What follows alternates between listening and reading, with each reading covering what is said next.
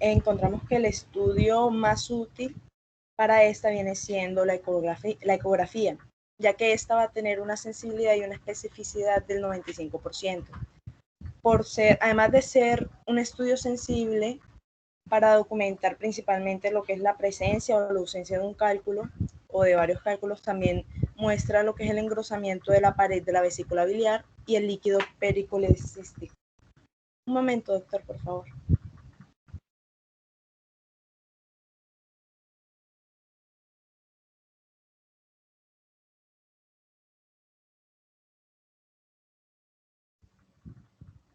Bueno, como podemos observar en el dibujo que encontramos en la parte derecha, hay unas, no sé si lo alcanzan a observar, pero hay unas flechas las cuales están indicando como tal la pared engrosada de la vesícula biliar.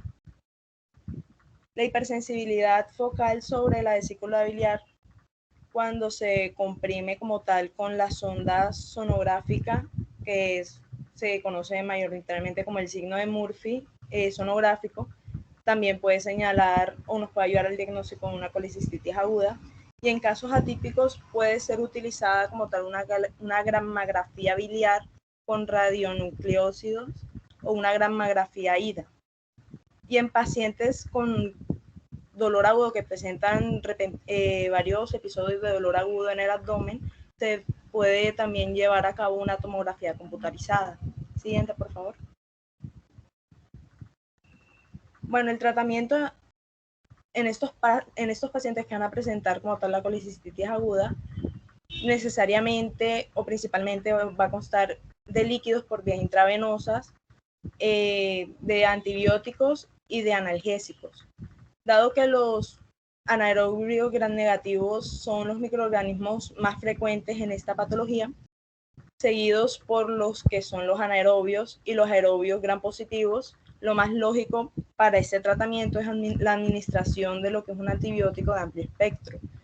Los antibióticos deben proteger como tal contra los gram negativos aerobios y los anaerobios, para así poder controlar también, ayudar a controlar lo que es el dolor.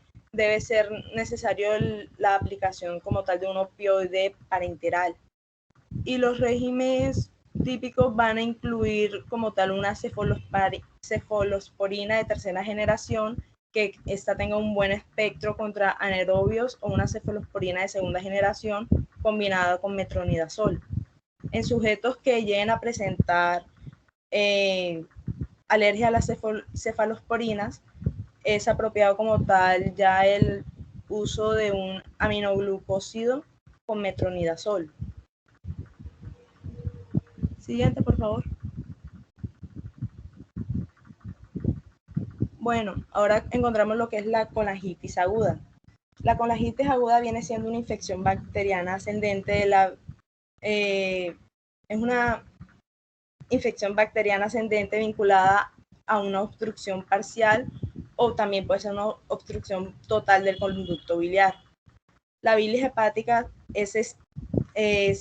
la bilis hepática como tal va a ser estéril y se va a encontrar en los conductos biliares, y se conserva también estéril por el flujo continuo de lo que es la bilis y la presencia de las sustancias antibacterianas de la misma, como por ejemplo lo son las inmunoglobulinas. Son comunes como tal realizar los cultivos de bilis cuando exista una presencia o se considera una presencia de cálculos en el conducto biliar con otras o por otra causa de una obstrucción de la vía. Los dos como tal condiciones absolutas para el desarrollo de la colangitis aguda son por la presencia de bacterias en el árbol biliar y la obstrucción del flujo, que presenta también aumento de la presión intramural. La fuente de las bacterias presenta como tal en la bilis un paciente con colangitis aguda no es como tal muy clara realmente, ya que en los cultivos mayoritariamente la bilis aparece estéril. Los cálculos son la principal causa de esta patología, y los microorganismos más comunes que se pueden llegar a cultivar en la bilis en pacientes con colangitis aguda encontramos lo que es la Escherichia coli, la Klebsiella pneumoniae, el Streptococcus faecilis, el Enterobacter y el Bacteroides fragilis. Siguiente, por favor.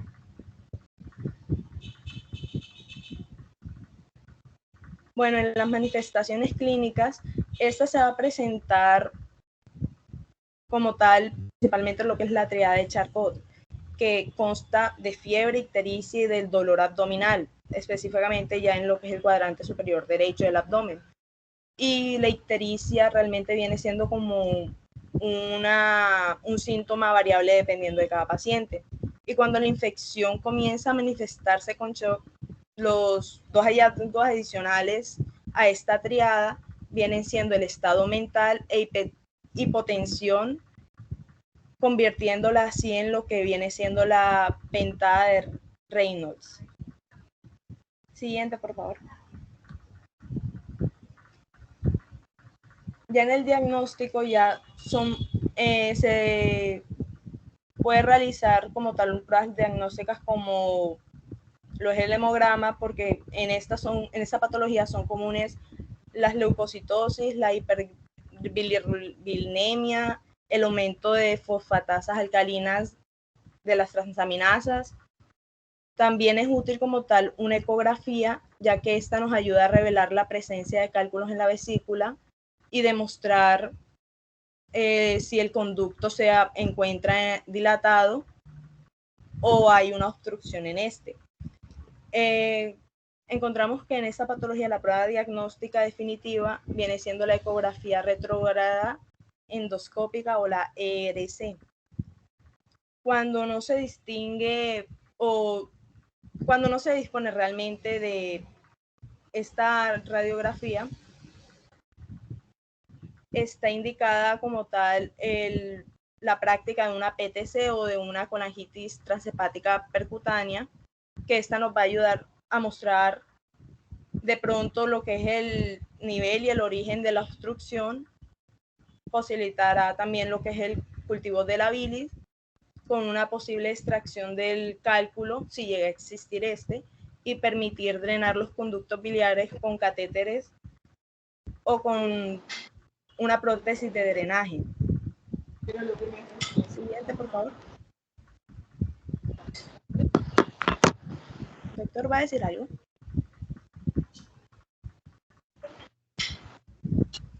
Bueno, ya en el tratamiento encontramos que inicialmente en la colangitis aguda va a incluir el antibiótico y la reanimación con líquidos por vía intravenosa. Estos enfermos o pacientes nos necesitamos mantener o amerita una vigilancia en lo que es una unidad de cuidados intensiva con apoyo de vasopresores.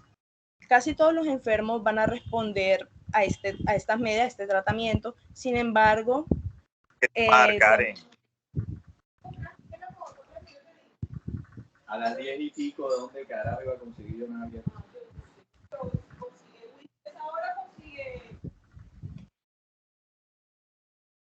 Bueno, sin embargo, es necesario como tal drenar el conducto biliar obstruido tan pronto se estabilice este paciente. Alrededor de un 10 o un 15% de los sujetos no responden a lo que son los antibióticos o a la reanimación con líquidos. Y en ese caso se ve necesaria ya lo que es la descompresión biliar urgente, ya que en esta puede llevarse a cabo por vía endoscópica a través de lo que es la vía transhepática percutánea o de modo quirúrgico. Anteriormente, cuando no era posible realizar una ERC o una colangiografía retrógrada endoscópica o una PTC o colangiografía transhepática percutánea, se realizaba lo que era ya una operación de urgencia y una descomposición del colédoco con una sonda T que en cierto sentido ayudaba al paciente a salvar su vida. Siguiente, por favor.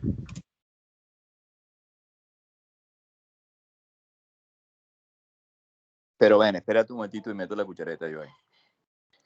Espérate un momento. O sea, hola, ¿me oyes? Sí, doctor. Aquí estoy. Ok. Mira, el tratamiento de la colangitis es el drenaje de la vía biliar. Eso es lo que hay que hacer. Y hay que hacerlo de una manera rápida. Como bien tú dices, antes había que meter el paciente a quirófano, abrir el colédoco, limpiar el colédoco, de lo que hubiere ahí, cálculos por lo general, y dejar el bendito tubo en T. Hoy día, la manera como tenemos de hacerlo es a través de la CEPRE, de la colangiopancreatografía retrógrada endoscópica, que si tú te das cuenta de todo lo que hemos hablado, tiene tremenda importancia en el manejo de la patología de vía biliar, ¿ok? Lo que ocurra a nivel de la vía biliar extrahepática, en el hepático común y colédoco, es de manejo de la CEPRE. Estamos hablando de hoy por hoy. Entonces, lo que se hacía antes, que era operar y dejar un tubo en T, era con el concepto de drenar. Y lo que se hace hoy con una CEPRE es el concepto de drenar. O sea, el tratamiento es drenaje de la vía biliar. Ahora bien, es cierto que, es cierto o no, nosotros en nuestro país tenemos una tremenda variabilidad, ¿verdad? Como tú puedes estar en un sitio del más alto nivel internacional ejerciendo tu profesión, perfectamente también puedes estar en un sitio donde no tienes nada de lo que actualmente se debería tener. Entonces, ¿por qué te digo esto? Bueno, porque es que no es lo mismo tener una colangitis en una clínica de Barranquilla que tener la colangitis en el hospital local de Sitio Nuevo Magdalena o no sé, me estoy inventando. Entonces, ¿qué quiero decir con esto? Si bien son cosas del pasado, en nuestro medio se hace a veces bastante presente. Y de pronto, si con un paciente que tiene una colangitis está en mal estado, se va a morir porque la colangitis mata, ¿verdad? Entonces, si yo no tengo una CEPRE ni expectativas, una vaina de esa, me toca abrir el paciente, abrir la vía biliar y hacer lo que se hacía antes. ¿Ok? Entonces, lo que les quiero dejar a ustedes en la mente es que el manejo de la colangitis es el drenaje de la vía biliar, ayudado por los antibiótico-terapia y las medidas de soporte que, pues, que el paciente necesite. ¿Ok?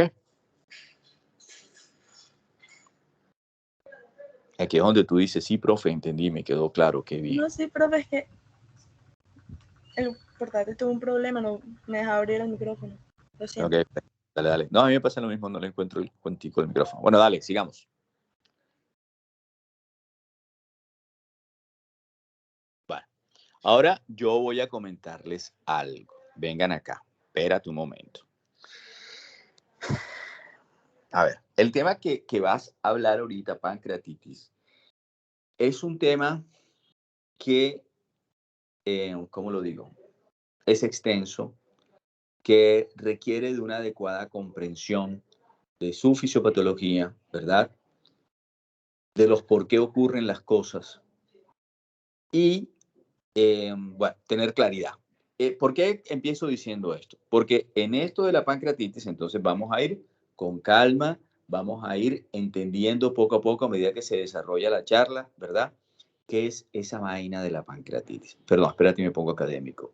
¿Qué es esa patología que se denomina pancreatitis? ¿Ok? Bueno, empecemos. Bajémosle al acelerador y vamos con calma. Bueno, empieza.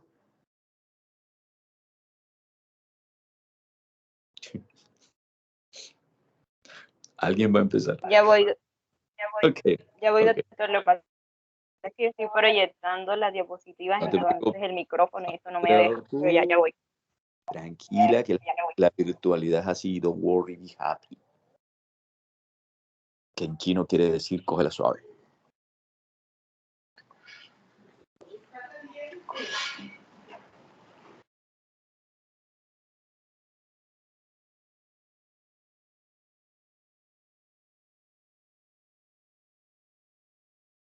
Bueno, ahora a continuación vamos a hablar sobre la pancreatitis. Pero para ello necesitamos definir y tener claro sobre el páncreas.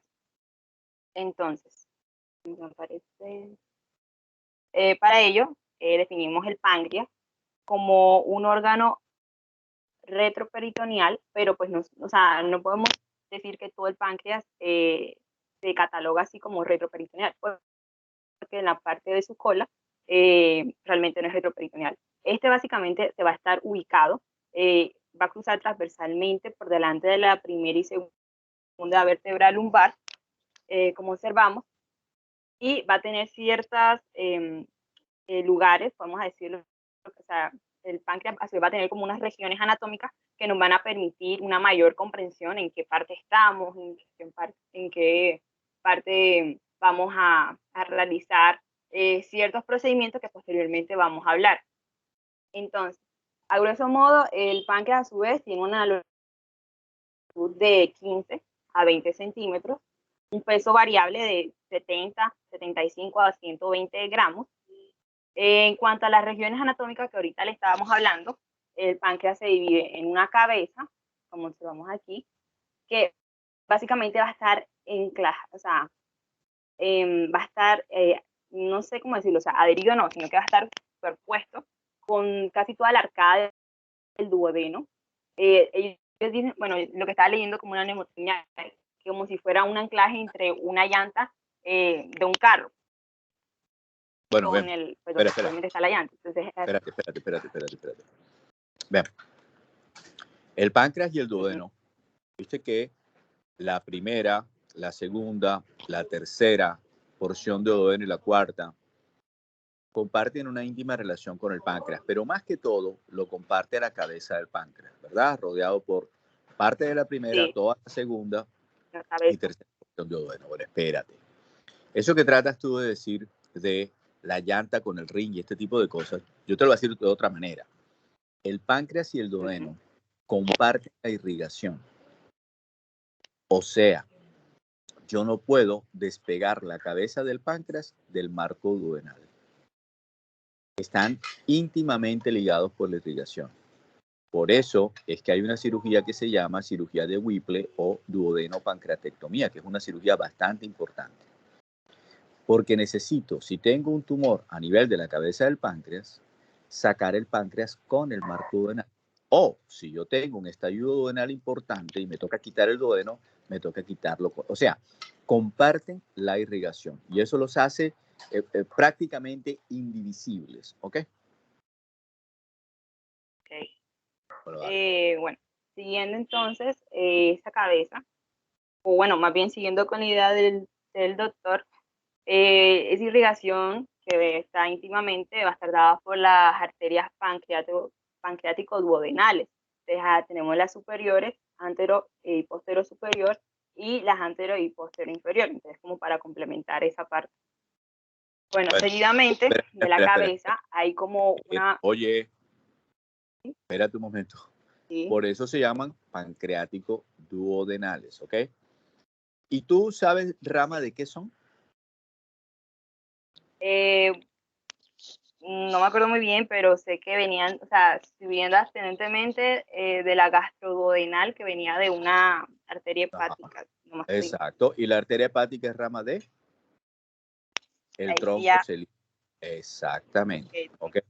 Pero el páncreas también tiene irrigación proveniente de la mesentérica superior. Sí, como ¿Okay? por acá, donde está el proceso uncinado. Bueno, dale.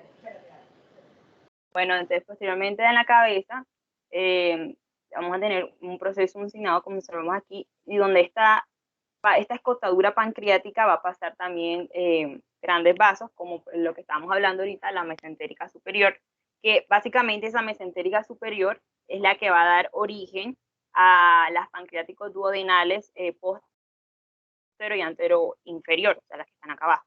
De las que estamos hablando, básicamente van a irrigar a esta porción de la cabeza, porque ya en las otras regiones anatómicas va a tener otras ramas, o sea, de otra irrigación.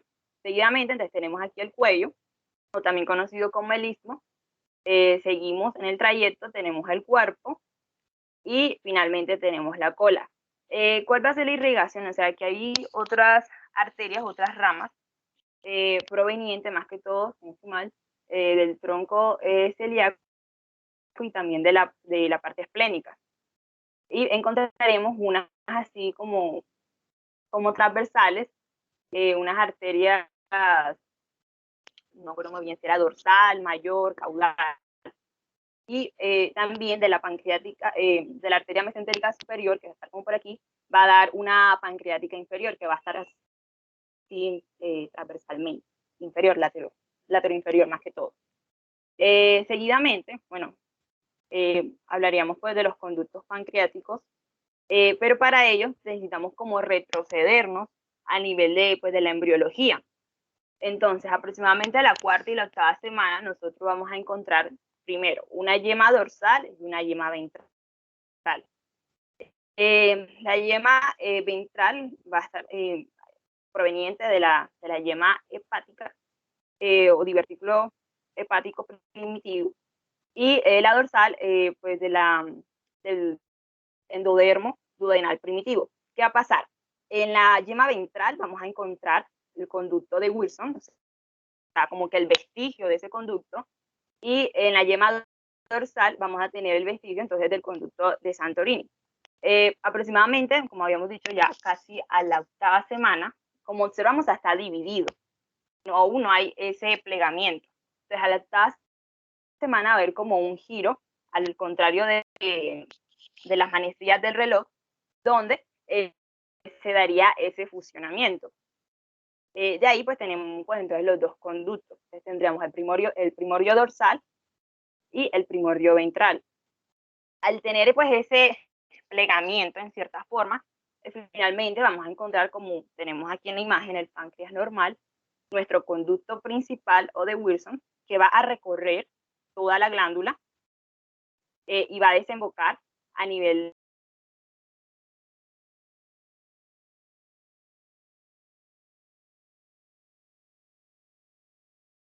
con el colédoco y pues posteriormente pues desembocar allí todos esos productos, el jugo pancreático, entre otros. Pero no solamente tenemos eso, o sea que no solamente por ese conducto va a pasar todo ese jugo pancreático, sino que tenemos otra rama, o sea, tendríamos aquí ya instaurado el conducto accesorio o de Santorini, que va más que todo a recorrer la porción anterosuperior de la cabeza y va a desembocar a nivel pues de una papila menor. ¿Qué va a pasar? Pues esto sería lo ideal.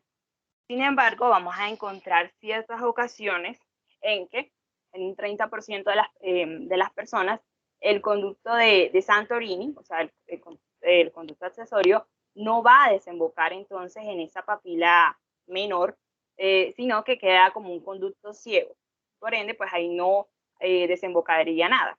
Y tenemos otro caso, en un 10%, de 1 a cada 10 personas, el conducto Santorini básicamente va a cumplir toda la función, va a tratar de suplir la función del conducto de Wilson. ¿Por qué?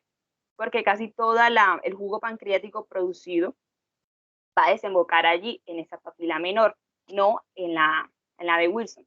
¿Qué va a pasar? Que a veces, pues como tal, en esa papila menor, como que no está en cierta forma preparado para esa carga de jugo pancreático, las causas de pancreatitis.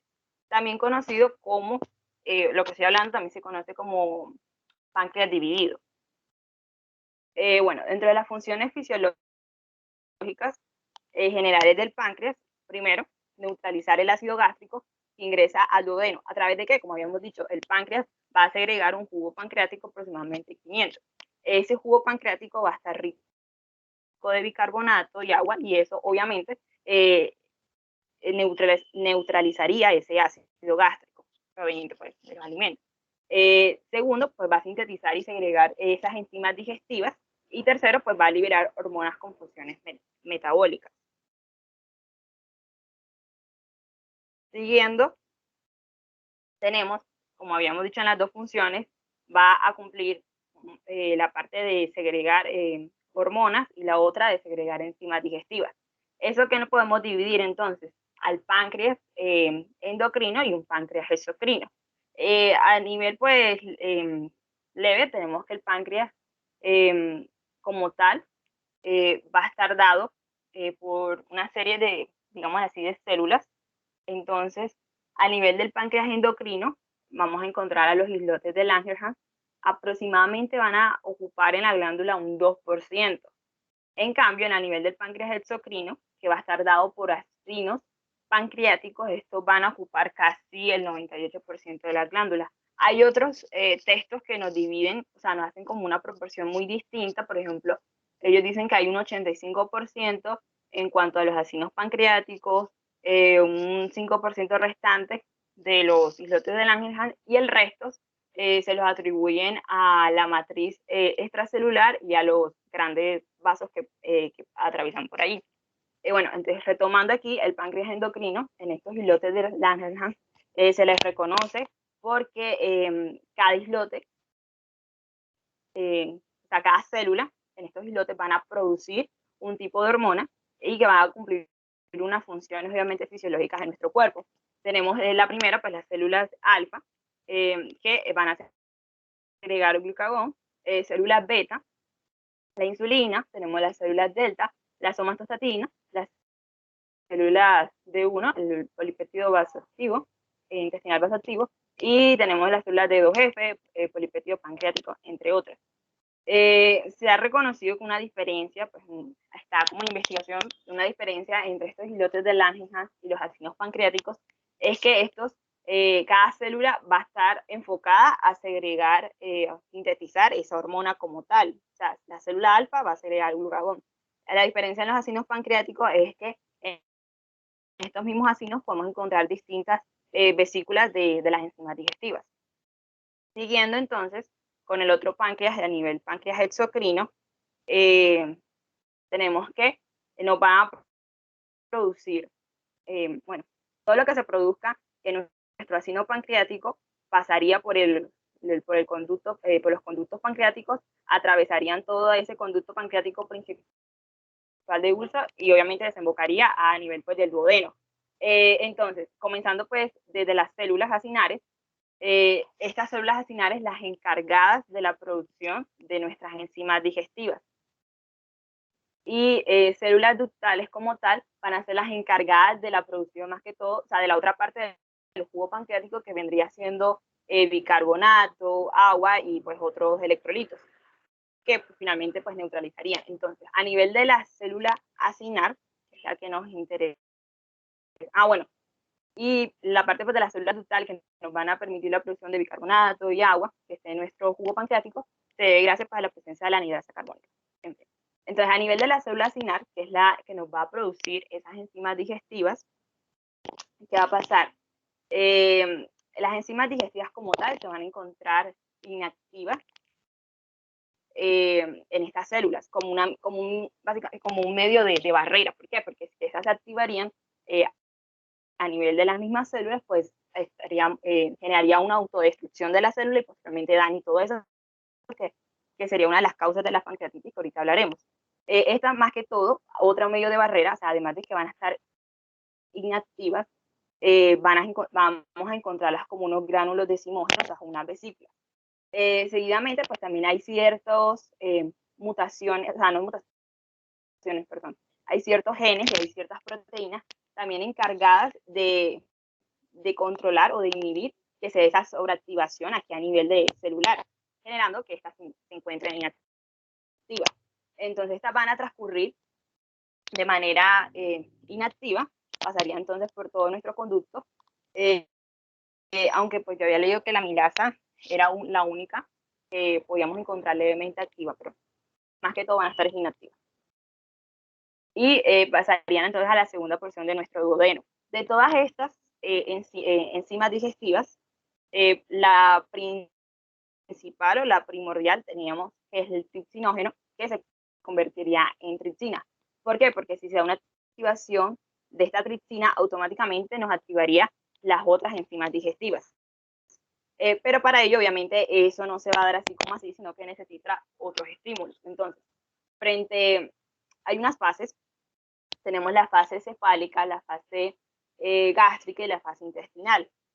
Más que todo en la fase intestinal es cuando se da la mayor producción de ese jugo pancreático. Entonces digamos que ya el alimento, el enzima y todo eso ya están pasando por el duodeno, generó una activación por parte de la parte simpática, sabemos que los nervios simpáticos son los que van a incrementar la producción de estos jugos pancreáticos. Va a haber una activación por parte de colecitocinina y secretina, por parte de las células S por parte de la secretina y las células I, que son las que van a secretar la colecitocinina. Bueno, ambas van la secretina va a activar o va a generar la activación más de producción de jugo, pero más que todo lo de bicarbonato y agua, y la colecitocinina más que todo va a generar la activación, o sea, que se produzca más enzimas digestivas.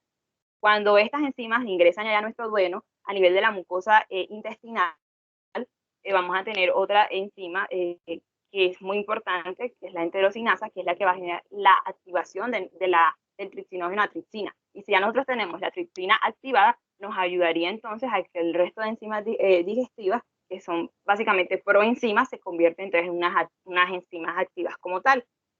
Podemos dividir que las enzimas digestivas, de acuerdo pues al digamos así, macronutrientes, al producto, se clasifican en proteicas, por ejemplo la tripsina, la quimiotripsina, la carboxipeptidasa, las que van a más que todo a actuar sobre los carbohidratos, tenemos por ejemplo las amilasas, las que van a actuar sobre todo en alimentos, en lípidos, tenemos las lipasas, las colipasas, las fosfolipasas, entre otros.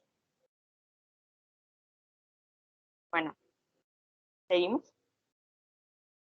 Tenemos entonces, ahora sí, con todo este abordaje a nivel de la fisiología, vamos a hablar como tal ya la pancreatitis. Entonces, la pancreatitis, tenemos entonces la pancreatitis aguda y la pancreatitis crónica.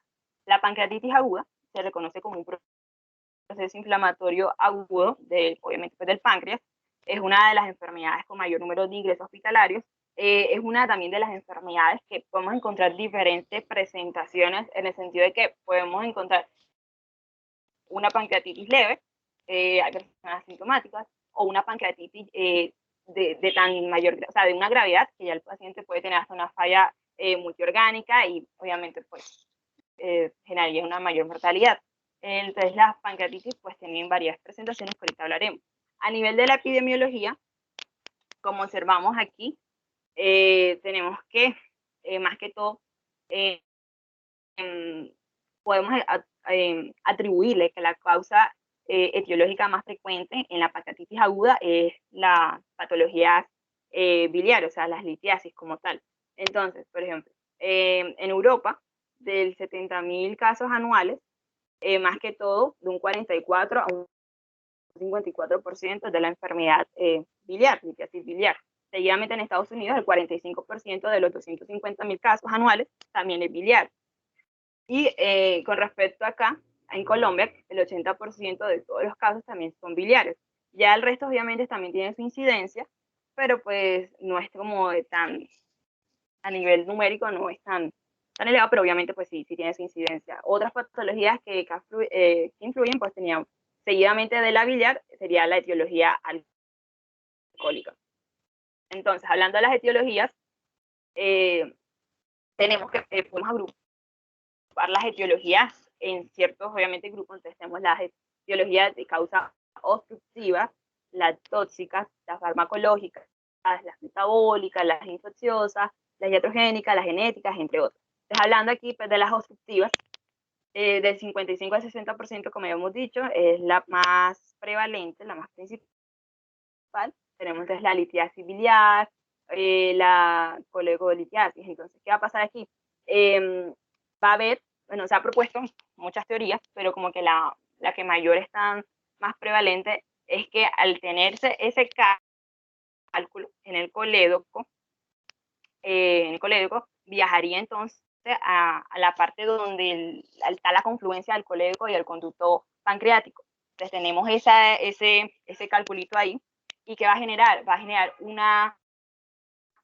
aumento, o sea, va a obstruir la salida entonces de ese jugo pancreático, generando entonces un aumento de la presión de todo ese jugo intraductal, y aumento de esa presión intraductal en cierta forma generaría una de las causas fisiopatológicas para que se dé entonces esas lesiones en nuestro páncreas, en nuestros vacinos pancreáticos. O sea, básicamente va a tener como un papel obstructivo, como su nombre lo indica.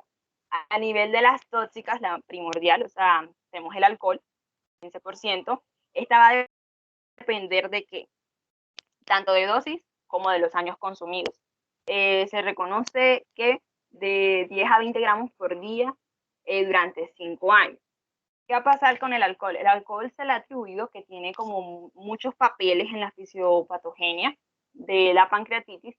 Dentro de esa, pues primero, pues la generación de radicales libres, aumento pues de superóxido, de factor de necrosis tumoral. Seguidamente también se le ha atribuido que el alcohol va a generar una disminución en cuanto a la secreción de bicarbonato como tal, o sea que nuestra composición de nuestro jugo pancreático va a estar distinto. También se le reconoce que en cierta forma el alcohol genera que haya una mayor presencia de proteínas en nuestro jugo pancreático, generando que ese jugo sea un poco, o sea, no es viscoso, sino que sea un poco más pesado, y al momento del tránsito, esa sobrecarga de proteínas también va a ejercer como un efecto mecánico obstructivo, o sea, que también va a generar entonces finalmente una hipertensión ductal. Y también tiene que ver con puede generar unos espasmos en cuanto al esfínter de Oddi. A nivel farmacológico tenemos pues varios medicamentos, más que todos, por ejemplo, el ácido valproico, acetopina, entre otros. ¿Sí? Hola, Olita. Bueno, espérate un momento. Bien, lo de la etiología, eso que dijiste de la biliar, es así, es la principal causa de pancreatitis en el mundo occidental. Con respecto al alcohol, ¿verdad? Sería la siguiente causa, digo sería porque es que hay otra que se llama idiopática, o sea, que aquella que yo no sé qué es la causa, pero realmente eso se ha ido decantando a que esas idiopáticas realmente terminan siendo realmente biliares. Pero bueno, eso es una discusión después. En todo caso, el consumo de alcohol, a veces esas pancreatitis idiopáticas realmente son alcohólicas, pero entonces uno piensa que el paciente alcohólico es el borracho de todos los días, ¿sí me entiende? Y ese no sería esa la definición. Uno debería, digamos, no consumir más de 140 gramos de alcohol en la semana. Ahorita tú hablaste de unas cifras como de 20 gramos día, algo así, ¿ok? Y 20 gramos día terminan siendo 140 gramos. ¿Aló? Hola. Bueno, listo. Entonces, bien. Entonces, ¿qué sucede? El tema es cómo define el alcohol, porque es que no es lo mismo que yo me tome una cerveza que tendrá entre 4%, perdón, de alcohol en 100 centímetros cúbicos, a que yo me tome un trago de whisky que tiene 40% de alcohol, 40 gramos en 100 cc. Y si es un whisky de verdad, mono, cuco, guayabero, full, raya, raya, podrá tener perfectamente, estar envasado a 46 o 47 grados de alcohol. Entonces, lo que les quiero decir es que sí, depende del alcohol y su concentración que yo esté tomando. Pero entonces, si uno, por ejemplo, coge como ejemplo el whisky, 40% es a lo que por lo general viene envasado, y son 40%, quiere decir que hay 40 gramos de alcohol en 100 centímetros cúbicos. La botella suele traer 750 o 700. Vamos a suponer que traiga 700, ¿ok? Eso quiere decir que hay 280 gramos de alcohol en una botella de whisky. O sea, que si yo me tomo hoy una botella de whisky con otro amigo, nos estamos consumiendo la dosis de la semana que debería tener, o sea, los 140 gramos. Entonces, cuando uno mira eso, uno dice, ven acá, loco, yo la última semana que tomé, me tomé 2 botellas de vino que acompañé con la comida. Creo que con los traguitos de whisky que me he tomado, yo me tomo uno diario, entonces empiezas a sumar y te das cuenta que esos 140 gramos son fáciles de rebasar en nuestro medio. Para el que toma, habrá el que no se toma un trago de alcohol y con eso no estamos hablando, ¿ok? Pero en términos generales, cuando uno ve el consumo de alcohol, ¿verdad? Entonces uno ve que, mierda, loco, yo estoy consumiendo alcohol. Entonces, esas pancreatitis que uno no define como alcohólicas porque, ajá, el man no pertenece, o el man o la mana, o sea, él o ella no pertenecen a Alcohólicos Anónimos, lleva una vida bien, o sea, no está su vida ahogada en el alcohol, de todas maneras espera tu motico. Esos son los casos extremos, los que todos conocemos. Pero ¿cuánto es el consumo de alcohol entonces de determinada persona? Entonces, ese tema de que la pancreatitis, digamos, a veces se subestima el tema de la parte alcohólica. Yo te quiero hacer otra pregunta, pero es que de pronto tú lo vas a decir en algún momento al final. Tú en algún momento vas a decir cómo es que ese páncreas se autodigiere, porque una de las cosas de decir de la pancreatitis es que el páncreas se autodigiere, o sea, se acaba a sí mismo. ¿Tú en algún momento vas a decir cómo es la fisiopatología de ese mecanismo? ¿O cómo es Sí, ese mecanismo? en la siguiente. Perfecto. Siguiente. Bueno, ya omitimos esto. Pues ya ¿Cuál aquí en el otro? resto, más que todo en la metabólica se le atribuye a la hipertrigliceridemia Ajá. y en las infecciosas, más que todo en la parotiditis. En Bueno, la pero es que iatrogénica, pues ya usted lo dijo, que más que todo es muy controversial, pero ya actualmente se le reconoce a microcálculos, no, que pero finalmente, no es, bebé, no es iatrogénica, es idiopática.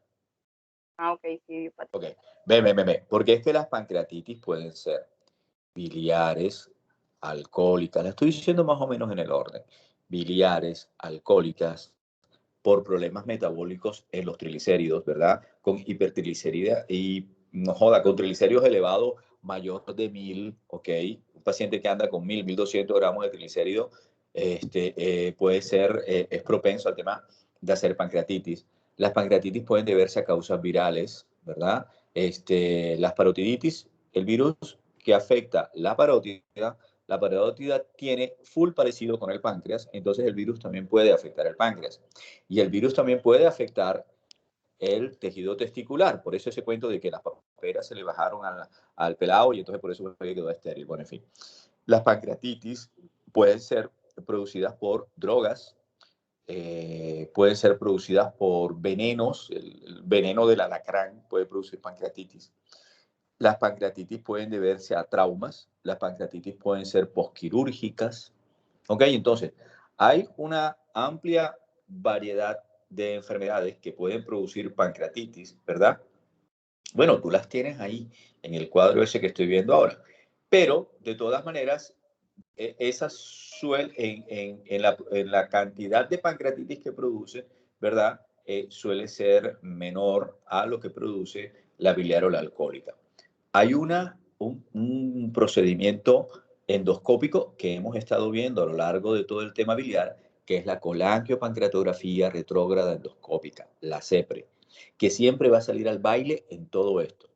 La CEPRE tiene tres complicaciones posibles o más frecuentes, que una es la pancreatitis, otra es el sangrado y otra es la perforación.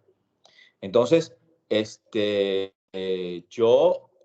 ver, entonces cuando uno cuando uno se da cuenta, no, es que me estaba entrando unos mensajes y me puse a leerlos y me despiste. Cuando uno ve la gran cantidad de CEPRES que se hacen hoy día, ¿verdad? Si bien seguramente no va a alcanzar a tener las cifras de producción de pancreatitis como la biliar o la alcohólica, de todas maneras es o puede ser, ¿verdad? Un productor de pancreatitis, ¿ok? Y esa sería una de las iatrogénicas. Bueno, dale a la siguiente. bueno, siguiendo con la fisiopatología, tenemos como tres situaciones que básicamente van a ser como nuestra notza, o sea, van a ser nuestros iniciadores en todos estos pasos que van a surgir. Entonces, primeramente, pues podemos encontrar un caso en el cual va a haber una obstrucción de los conductos, ya sea por lo que habíamos dicho, cálculos biliares, barro biliar, neoplasias, Bueno, incluso también parásitos como el Ascaris lumbricoides, ¿sí? ven y te cuento una cosa. Entonces, con esa teoría del conducto común, ¿qué es esa teoría del conducto común? Yo tengo el colédoco y al ladito entra el Wilson, ¿verdad? Y ahí se forma el esfínter de Oddi.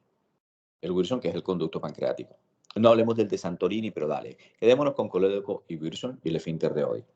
Entonces, la teoría del conducto común es que las obstrucciones podrían producir un reflujo del jugo del jugo pancreático, ¿verdad?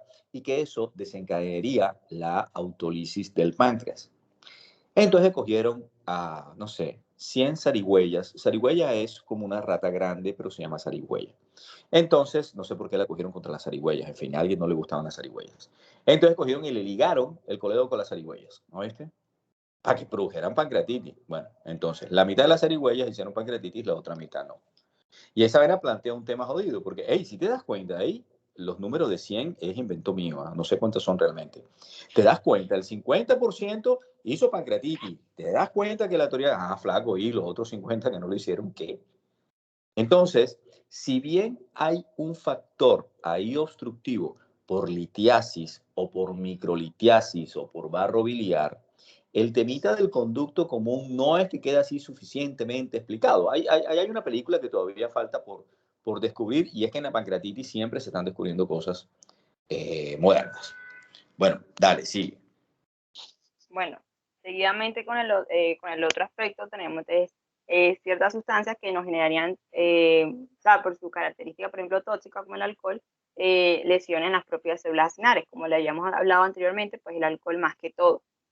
Estas porque van a generar entonces estrés oxidativo y van a generar un aumento de quimiosinas y aumento de calcio. Eso ya lo vamos a hablar en las fases siguientes. Seguidamente también tenemos un transporte intracelular defectuoso, más que todo entre las células, entre los gránulos que contienen los zimógenos y otras vesículas que tienen lisosomas, que ya hablaremos. Si nosotros nos enfocamos en las fases... Espera, estacionate ahí. Esta vaina son de esas cosas ladrilludas que tú te sientas a estudiarla y te levantas y te acuerdas de ella 2 horas, ¿oíste? Y después, mierda. Estas son las cosas ladrilludas que, oyendo tu linda voz por el celular, entonces la gente se duerme, a pesar de tu linda voz, estoy hablando. Y aparte creo que estás exponiendo súper bien, porque parece que lo supieras, parece que no estuvieras leyendo nada por el estilo. O sea, entonces, bueno, dicho esto, espérate y tratamos de ser, hasta donde se pueda, simplificar. Mira. Okay. Lo que aparentemente sucede es que dentro de la célula acinar pancreática, las enzimas discurren, transitan, caminan, se mueven, mierda, a través del citoplasma de la célula en forma de proenzimas. Y entonces, lo que aparentemente ocurre del verbo, ojalá sea así, es que se produce una activación de las enzimas y dejan de ser proenzimas a ser enzimas activadas. Y estas enzimas se comen lo que sea. Son todos unos estómagos, impresionante. Entonces, ¿qué sucede? Que esta célula en la cual hubo una activación intracitoplasmática de estas proenzimas y pasaron a enzimas, entonces se va a empezar a producir el daño celular. Y ese daño celular, replicado en un montón de millones de células pancreáticas, producen la pancreatitis. ¿Ok? Entonces, hay una activación de las enzimas dentro del citoplasma de la célula que produce que la célula se dañe, se deteriore, se muera. ¿Ok? Y esta célula que se dañó por esto, empieza a haber una liberación de factores mediadores de inflamación, que son lo que tú tienes aquí: lesión pancreática, factor de necrosis tumoral, cascada inflamatoria. Siempre que hacen una foto de gente mala de cascada inflamatoria, está la interleuquina 6. Esa hijo de madre no se pierde una corrida de catre. Es más, cuando ustedes quieran explicar el tema de, hey, la cascada inflamatoria, pues sí, la interleuquina 6, la gente dice, hey, este man, ¿cómo sabe, mano? La interleuquina 6 es la única que se acuerda, pero como la 6 está metida en todo, entonces acuérdense de la 6. El factor de necrosis tumoral y todo esto. Bueno, entonces, ¿qué sucede? Que se desencadena una respuesta sistémica mediada por inflamación, por liberación de factores mediadores de inflamación. Y ocurre un daño local por la pobre celulita que se murió. ¿Ok? Esa es la esencia de la pancreatitis. Esa es la almendra, siendo el colmo de la simplificación. Entonces, imaginémonos el páncreas, que tiene muchas células. No nos imaginemos todas las células, imaginémonos una, ¿verdad? Esa célula va a esas enzimas que está produciendo y que va a verter a los conductos, se la activaron adentro. Es como si se te cayera la olla de agua hirviendo. ¿Ya me entiendes? Te quemaste. Esa célula, producto de ese daño, se muere la célula y desencadena un fenómeno inflamatorio. Y ese fenómeno inflamatorio va a producir un daño sistémico, ¿ok? Va a tener una repercusión extrapancreática, se van a liberar estos factores mediadores de inflamación a la circulación sistémica y se va a producir un daño local porque la celulita se murió. Eso es importante que lo aprendan así. Sobre esa almendra, entonces vamos a ponerle toda la carne que lleve la almendra, que tiene muchísima, ¿ok? Bueno, dale, sí. Bueno, siguiendo ya con lo que usted había dicho, entonces continuando con la idea, lo que usted había dicho de la parte en que va a haber la activación intracelular de estas proenzimas a una forma activa, lo encontraríamos más que todo entre la fase intracelular y la fase intracinar. ¿Qué va a pasar? Se le ha reconocido el papel de calcio también en esto. ¿Por qué? Porque, o sea, como habíamos dicho anteriormente, las vesículas que va a contener a esas proenzimas van a tener una vía muy distinta de salida a otras vesículas que tienen otros lisosomas. Aquí hay una que nos interesa más que todo, que sería la capsaicina B. Entonces, al ingresar calcio en ciertos receptores y todo eso, va a haber como un error en cuanto al transporte de esas vesículas, va a haber una interacción en cuanto a las vesículas, o sea, que contiene esa capsaicina B con las otras vesículas que contiene a los gránulos de testimonios, o sea, las otras proenzimas. ¿Y qué va a pasar? Va a generar entonces una activación de esas proenzimas y va a haber entonces una liberación a nivel citosólico. A nivel cuando ya se libera las proenzimas ya activas, obviamente ya seríamos enzimas como tal, y esa catepsina B citosólica va a activar entonces al citocromo C, va a generar entonces un aumento en cuanto a la permeabilidad de las membranas mitocondriales, va a haber también un aumento, o sea, va a incrementar un aumento, sí, va a incrementar más que todo apoptosis y todo eso. Cuando ya nosotros pasó esta parte intracelular, seguiríamos a nivel pues, de la parte intracinar para, sí, más que todo la parte intracinar. ¿Qué va a pasar? Cuando pasa todo eso, la necrosis, apoptosis y todo eso, va a llegar otros que van a intervenir como los neutrófilos, los macrófagos, que esto más que todos van a ser atraídos por nuestro tejido lesionado, o sea, por la célula individual, como estamos viendo acá, y van a generar entonces una diapedesia, o sea, más que todo, ¿qué nos dice eso? Que va a incrementar entonces la presencia de esos mediadores inflamatorios. Más que todo, ¿qué vamos a encontrar ahí? El factor de necrosis tumoral, la interleucina 6, y la interleucina 8. Esto más que todo van a incrementar entonces sí, va a un aumento de la permeabilidad vascular del páncreas, o sea, periférica, y va a generar también edema. Seguidamente, de que ya, o sea, ya no estamos hablando de un daño a nivel de una célula, sino de muchas células, o sea, de un tejido como tal del páncreas. El cuento o sea, lo peor del caso es que esto sigue complicándose más. Y ya teníamos entonces a los fenómenos sistémicos y todas esas repercusiones. ¿Qué va a pasar aquí? Que nuestra cascada inflamatoria no se queda quieta, sino que también va a haber entonces, o va a haber un aumento más, o sea, va a llamar más otros mediadores inflamatorios y va a haber también la activación concomitante del factor nuclear kappa beta, que va a generar más citocinas inflamatorias, va a generar más lesiones, va a duplicar todas esas citocinas que habíamos hablado, generando así entonces mayor edema, mayor permeabilidad a nivel vascular, o sea, del páncreas, y isquemia. Entonces, al tener ya todo este tejido en cierta forma lesionado y tener esas enzimas activas, y esas enzimas activas que va a generar entonces inflamación y edema intersticial, proteólisis, o sea que estas como van a estar activas, pueden actuar o pueden destruir todo lo que está a su paso, para decirlo en otras palabras, necrosis grasa, sobre todo en las fosfolipasas, y es muy atribuible a ciertas manifestaciones clínicas que ahorita hablaremos, y lesiones en las paredes vasculares. Tanto la lesión de necrosis grasa y la lesión de las paredes vasculares es muy importante porque lo veremos básicamente en la inspección que le haremos al paciente.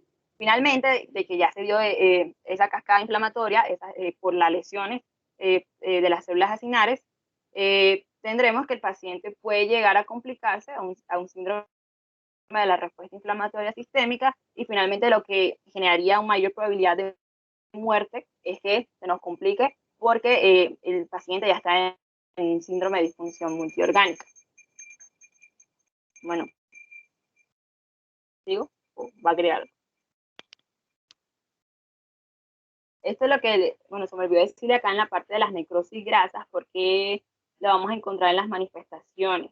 Porque, por ejemplo, en las lipasas es la responsable, o las lipasas es la responsable, más que todo esta necrosis grasa del tejido subcutáneo. Y la lesión de las paredes vasculares y hemorragia, más que todo por la elastasa. Que la elastasa va en cierta forma a digerir las paredes de los vasos periféricos. Bueno, siguiendo con el cuadro clínico, ¿qué es lo más característico que vamos a encontrar en una pancreatitis aguda? Primero, pues un dolor en el epigastrio, pero pues no solamente tendríamos que dejarnos guiar porque sea en esa localización, sino que también podríamos que el paciente tenga un dolor a nivel del hipocondrio derecho o izquierdo, y más que todo, ¿qué va a pasar? Pues el dolor no se va a quedar ahí, no es un dolor cólico, sino que el paciente a veces refiere de que es como una forma de cinturón, una forma de faja. Es un dolor penetrante más que todo. El paciente puede tener vómitos en las primeras horas. Algunos pueden desarrollar hilio paralítico, o sea, va a haber disminución de unos fluidos hidroaéreos. En los casos de origen biliar, estos, por ejemplo, nos podemos guiar a nivel pues, del dolor en el hipocondrio derecho. O sea, no solamente tenemos que quedarnos con ese dolor en el epigastro o mesogastro, sino que si nos está doliendo a nivel del hipocondrio también derecho, nos está a su vez diciendo que puede ser de origen de una etiología biliar. A nivel pues de la infección, ya en casos muy, muy graves, o sea, en una pancreatitis microhemorrágica, encontramos los siguientes signos: el signo de Cullen y el signo de Green-Turner, como observamos acá en los flancos, ya en una pancreatitis grave. O también podemos encontrar entonces una paniculitis subcutánea, más que todo porque por la necrosis en el tejido subcutáneo, pues, que pasó por la fosfolipasa. Básicamente la lipasa arrasó con eso. También podemos encontrar a nivel pues, oftalmológico ciertas manifestaciones, por ejemplo, la retinopatía de Pusher, en el cual encontramos unos edemas, unas microhemorragias y unos exudados como blanquecinos, pues que obviamente va a tener una repercusión en los cambios oftálmicos, entre otros. También, en cuanto a la inspección a la palpación, el paciente obviamente va a referir dolor a la palpación profunda. Podemos hasta encontrar signos de irritación peritoneal, o también podemos encontrar, por ejemplo, el signo de Murphy. Entonces, ya el signo de Murphy nos está indicando que también es de etiología biliar. Bueno, eso va la palpación, la inspección, palpación. En cuanto a la auscultación, por ejemplo, podemos encontrar una disminución de los ruidos hidroaéreos en la percusión. No está mal. Bueno, algo también, podemos encontrar una hipocalcemia sintomática, entre otros. Bueno, y lo más importante, cuando ya el paciente está muy, muy grave, podemos encontrar disminución en el sensorio y nos estaría indicando pues una encefalopatía pancreática. Bueno, en cuanto a la clasificación, podemos clasificar a la pancreatitis aguda en cuanto a su compromiso, como estamos aquí, o en cuanto a su severidad. Entonces, en cuanto a su compromiso, tenemos la aguda intersticial edematosa y la necrotizante. La aguda intersticial edematosa, más que todo, como lo indica es un edema que va a encontrar el páncreas, pero por lo general es una de evolución benigna, y ese mismo edema hasta se puede reabsorber, o sea, el jugo que está ahí, ese edema peripancreático y pancreático puede pues reabsorberse. Y en la pancreatitis aguda necrotizante, bueno, y en este se puede ver con contraste. Y en la pancreatitis aguda necrotizante es cuando ya hay ciertos focos de necrosis ser un tejido pues heterogéneo, y en muchos casos pues no hay absorción del medio de contraste como tal. En cuanto a la pancreatitis, de acuerdo a la severidad, la clasificación de Atlanta nos la divide en leve, moderadamente severa y severa. La leve, que nos indica que aquí en ningún momento hubo ni falla orgánica ni complicaciones locales. Bien por ahí. En la moderadamente severa, el paciente tuvo tuvo complicaciones locales, o en dado caso tuvo una falla orgánica transitoria menor de 48 horas. Y en la severa, el paciente pudo tener las dos, o la falla orgánica persistente mayor de 48 horas. En cuanto a las fases de la pancreatitis, tenemos que una fase temprana y una fase tardía. Y más que todo, esa fase temprana es menor de 2 semanas y la fase tardía mayor de 2 semanas. Y eso también tiene que ver entonces con la respuesta del huésped del daño pancreático, o sea, también lo mismo, si resolvió a las 48 horas o persistió. Y si está infectado. Eso lo veremos ahorita.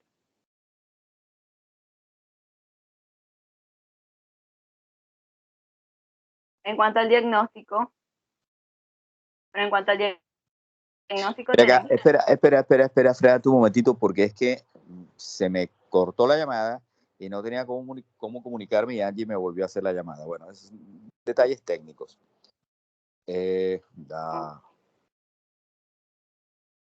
¿Retrocedo o qué? ¿Sigo?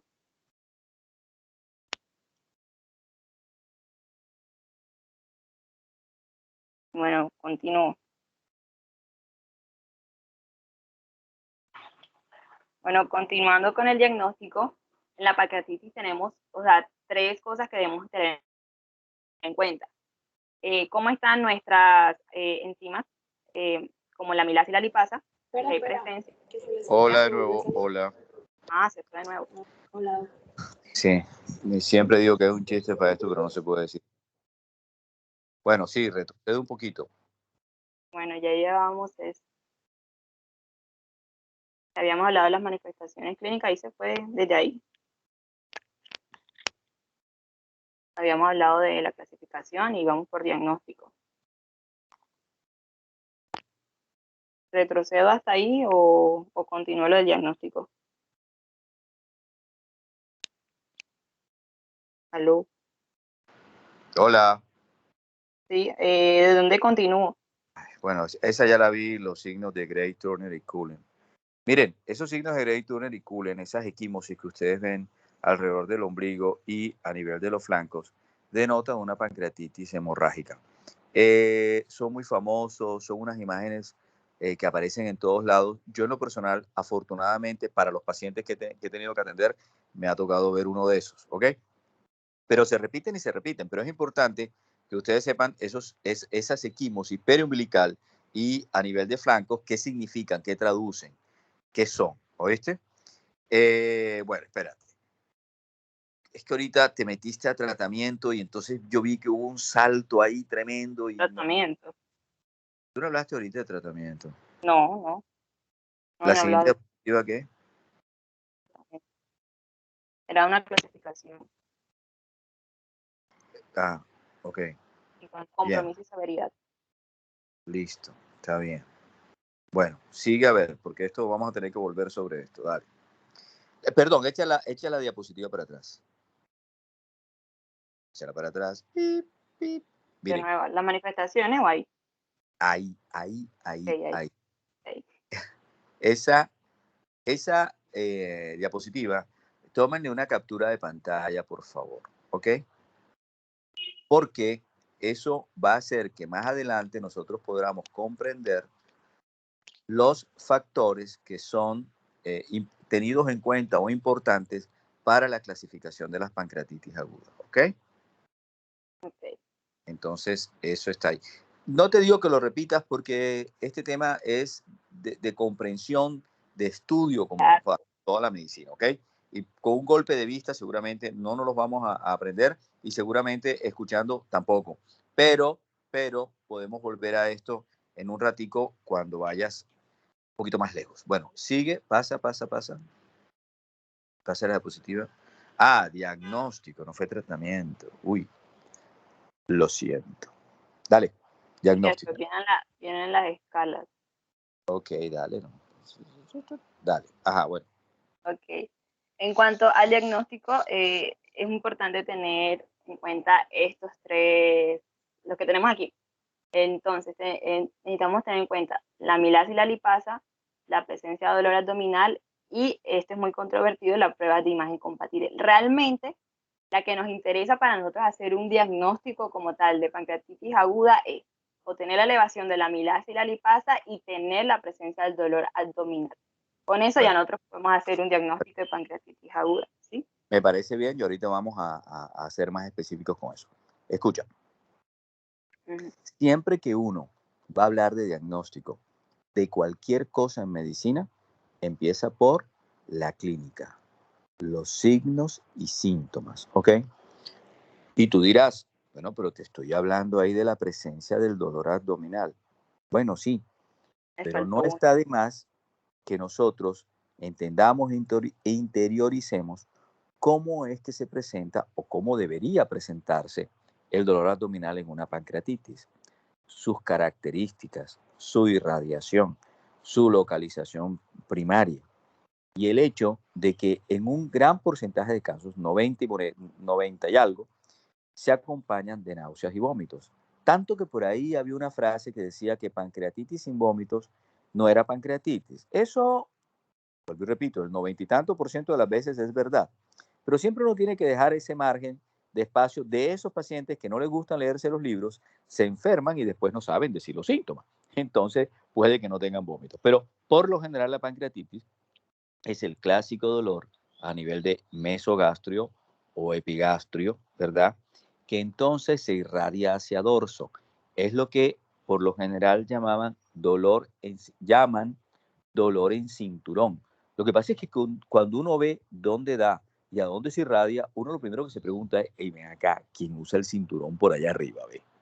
Y yo pienso que esa vaina era porque antes uno ve las fotografías de los señores ahí en la década del 30, del 20, del 40, qué sé yo, y los manes se amarraban el pantalón por encima del ombligo. Ahí quedaba y ahí quedaba. Entonces yo creo que por eso es el dolor en cinturón.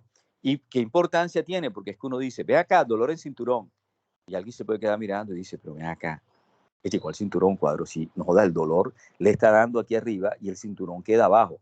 Y si era con el descaderado, ya me entiendes, pues peor, más abajo todavía el cinturón. Entonces, se describe clásicamente como en cinturón, pero creo yo que hay que entender dónde caramba es que se amarraban los cinturones. Entonces, el dolor es en mesogastrio, epigastrio y se irradia a dorso, ¿ok? O sea, a la espalda. Se acompaña de náuseas y vómitos. Es un dolor, adivinen que duele, tiene una intensidad bastante importante. También hay pacientes que tienen pancreatitis y no se están revolcando del dolor. Siempre digo lo mismo, la medicina es un arte y es un arte porque el objeto de nuestro estudio es variable. Hay 7.500 millones de variabilidades porque creo que somos como 7.500 millones de personas del planeta. Entonces, pero en términos generales, se asume que el dolor de la pancreatitis es bastante importante en intensidad. Son dolores en los cuales el paciente puede adoptar ciertas posturas que entonces hacen que duela menos. Entonces surge la posición maometana. La posición maometana es, bueno, sabes que los árabes y los talibanes, de moda hace muchos años. Entonces uno los ve orando, ¿verdad? En dirección a la Meca. Entonces uno ve cómo ellos dejan la cola arriba y se inclinan con el pecho hacia adelante, ¿verdad? Uno a veces ve los pacientes que están en su cama, en su camilla, ¿verdad? Donde estén y adoptan esa actitud de encogerse como en posición fetal, estando boca abajo, y eso puede que traiga algún alivio sobre el dolor. Y entonces es la famosa posición antiálgica, ¿verdad? Que se denomina posición maometana o la posición que adoptan los árabes para orarle a Mohammed. Entonces, ¿qué pasa? Uno tiene que tener en cuenta la clínica para poder orientar un diagnóstico. Porque si fuera por dolor abdominal solamente, entonces le veremos amilasa y lipasa a todo el mundo. Entonces, quiero hacer énfasis en clínica. Bueno, después que yo tengo una anamnesis, un examen, anamnesis, antecedentes, revisión por sistema, un examen físico hecho de la crin a la cola, del pelo hasta la punta del dedo gordo, bien hechecito, entonces yo elaboro una impresión diagnóstica, ¿ok? Y si mi impresión diagnóstica es pancreatitis, los diagnósticos de pancreatitis no deben ser emitidos así. Pancreatitis, no, espérate. ¿Pancreatitis qué? ¿Aguda o crónica? Ah, bueno, pancreatitis aguda. Bueno, listo, ya salí. No, espérate. Hay que tratar de buscar una causa etiológica. Entonces sería pancreatitis aguda, biliar, alcohólica, por la picadura, el alacrán, por lo que ustedes quieran, ¿verdad? Y lo siguiente que uno debe tratar de hacer es tratar de definir si es una pancreatitis leve, moderada o grave. ¿Ok? Eso sería el diagnóstico. Cuando yo digo que un paciente tiene pancreatitis aguda, yo debería decir, el paciente tiene una pancreatitis aguda biliar leve. Así es el diagnóstico, no pancreatitis a secas. Entonces, cuando ya yo tengo más o menos el diagnóstico, digo, este paciente tiene pancreatitis aguda, este paciente tiene antecedentes de colelitiasis, entonces yo voy a escribir pancreatitis aguda biliar. Y entonces, después que yo tengo ese diagnóstico en mi cabeza, empiezo a recurrir a las ayudas diagnósticas, o sea, a los exámenes que me van a apoyar ese diagnóstico, ¿ok? Y aquí es donde entonces tú vas a empezar a hablar. Dale. Bueno, algo que también se me había olvidado de decirles, que también tenemos que tener en cuenta que los pacientes pueden tener también signos y síntomas de, obviamente, el síndrome de respuesta inflamatoria sistémica, o sea, que el paciente puede estar también taquicárdico, taquipneico, Bueno, espera. todo eso. ¿Sí? ¿Tú sabes por qué dejé el tema de la clínica hasta ahí? Porque es que tú dijiste algo al principio que es muy importante. Hay una amplia variabilidad de presentación de la pancreatitis. Tenemos el paciente con unos síntomas tremendamente leves, que el paciente lo que tuvo fue dolor en epigastrio, náuseas y vómitos. Le pedimos unas amilasas, que tú vas a hablar de eso ahora, y nosotros dijimos tiene pancreatitis. Y el paciente no le está pasando nada. Y también dijiste que hay pacientes que se mueren de pancreatitis. ¿Ok? Claro. Dentro de esa amplia variabilidad de pacientes se da todo lo que tú quieras. El paciente que tiene síndrome de respuesta inflamatoria sistémica, el paciente que está en shock, el paciente que está en shock transitorio o está en shock persistente. Ahorita vamos a ver qué caramba es eso, ¿verdad? El paciente que tiene falla multiorgánica, ¿oíste? Y el paciente que se muere. Entonces, ¿qué pasa? Fíjate que tú en algún momento vas a hablar del señor Ransom. Sí. Ok, entonces no lo voy a decir ahora. Porque esto que te estoy diciendo, ¿verdad? Llevó a que Ransom se empezara a preguntar, hey, ven acá, loco, ¿qué es lo que está pasando aquí? Oye, yo hubo unos pacientes que entran con pancreatitis y se van para la casa todos. Ya me entiendes, que son la mayoría. Pero veo que entran otros cuadros y se mueren. Entonces Ransom se quedó pensando así y dijo, oye, ven acá, ¿yo cómo puedo hacer para tener una idea si el paciente que entra con pancreatitis me va a hacer un curso leve, un curso grave? ¿Oíste? ¿Cómo puedo hacer yo para darme cuenta? Digo, para aquel que pueda hacer un curso grave, ya me entiende, entonces yo prestarle más atención, ¿ok? Por así decirlo. Entonces, adivina qué, si dio los criterios de Ransom, que hablaremos más tarde. Bueno, sigue. Bueno, siguiendo con la amilasa y la lipasa, estas deben tener una elevación 3 veces del percentil normal, o sea, del valor normal. Entre estas dos, ¿cuál es la que más nos interesa? O sea, ambas son importantes, pero la que más nos hace una ayuda diagnóstica sería la lipasa.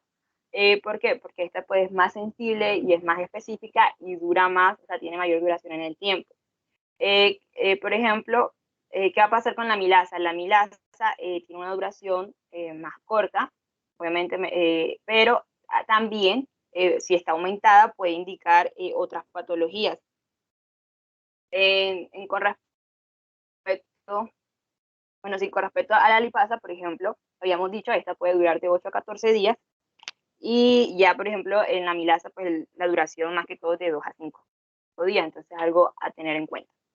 No solamente hay que tener en cuenta esto, sino la parte pues, del factor etiológico. Entonces, cuando nosotros vamos a obtener, pues, obviamente, todas estas pruebas de laboratorio de rutina, el hemograma, los electrolitos, esas enzimas pancreáticas que ya hablamos, hay que tener muy en cuenta esta parte de la función hepática, porque en muchos casos, cuando hay un aumento, o sea, de la bilirrubina en expensa a la directa, o de otras transaminasas, por ejemplo la LT, nos está indicando que la etiología es muy posiblemente sea pues de origen biliar. También obviamente tenemos que tener en cuenta cómo está la albúmina, la función renal, porque en muchos de estos casos estos pacientes pueden cursar con una lesión renal aguda prerrenal. Y obviamente ya la parte de las imágenes, cuando ya no, o sea, cuando el diagnóstico es como dudoso, ya nosotros recurrimos entonces a las imágenes y otras pruebas diagnósticas, como la ecografía abdominal, rayos X de tórax o de abdomen. Bueno, la parte del rayos X de tórax o de abdomen, más que todo nos ayuda a diferenciar, o sea, cómo también está, o sea, no solamente evaluar el páncreas como tal, sino alrededor pues, del páncreas que podríamos encontrar. En cuanto a los diagnósticos diferenciales, o sea, de la pancreatitis con otras patologías, encontramos que, por ejemplo, la policistitis aguda o la enfermedad úlcera péptica, o por ejemplo también frente a una oclusión intestinal o a un aneurisma de la aorta, o también podemos encontrar frente a una isquemia mesentérica. Todo eso hay que tener en cuenta pues, para hacer el diagnóstico diferencial.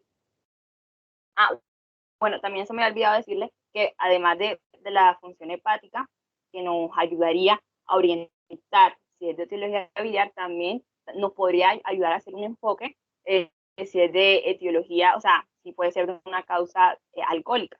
Por ejemplo, cuando el cociente GOT-GPT está por mayor de 1, nos podría indicar que la etiología es alcohólica.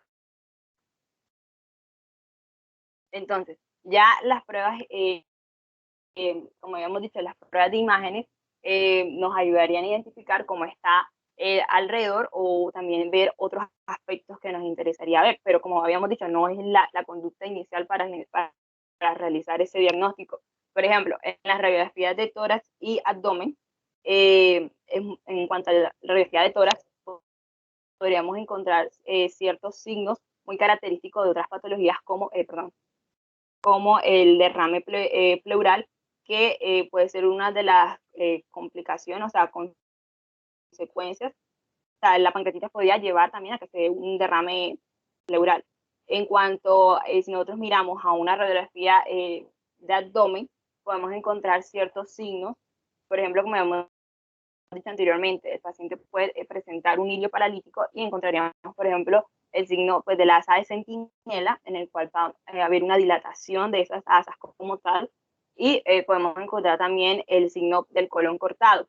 Como observamos aquí, hay una dilatación, una distensión de ese colon proximal, pero lo que es con respecto a la flexura esplénica y el colon distal va a haber como una comprensión, o sea, no vamos a observar más nada.